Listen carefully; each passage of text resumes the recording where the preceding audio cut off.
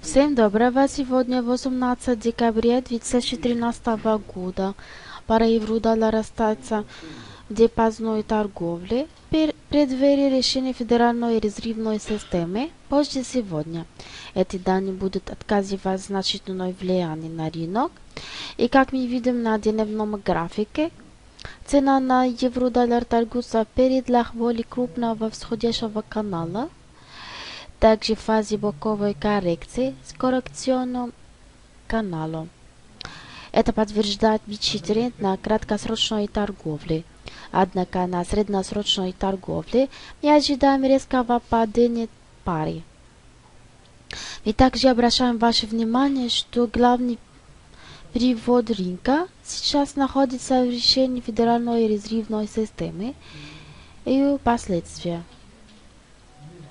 Таким образом, мы рекомендуем вам осторожно следить за новостями и не войти в рынок сегодня и в связи с высокой волатильностью и неопределенным движением цен. Наш ожидаемый сценарий – Федеральная резервная система США стат сужающейся программы QE3. Собственно, доллары будет расти по отношению к евро и к своим основным крупным.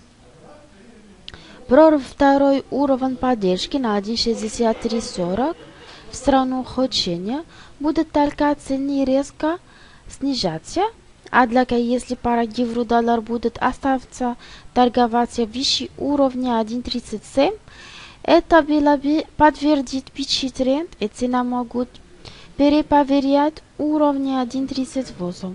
Вот все я хотела сказать на сегодня. Для подробной информации, пожалуйста, смотрите на сайт.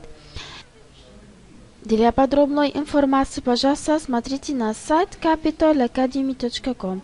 Желаем вам прибыльных торгов на рынке Форекс. Огромное спасибо за внимание и до свидания.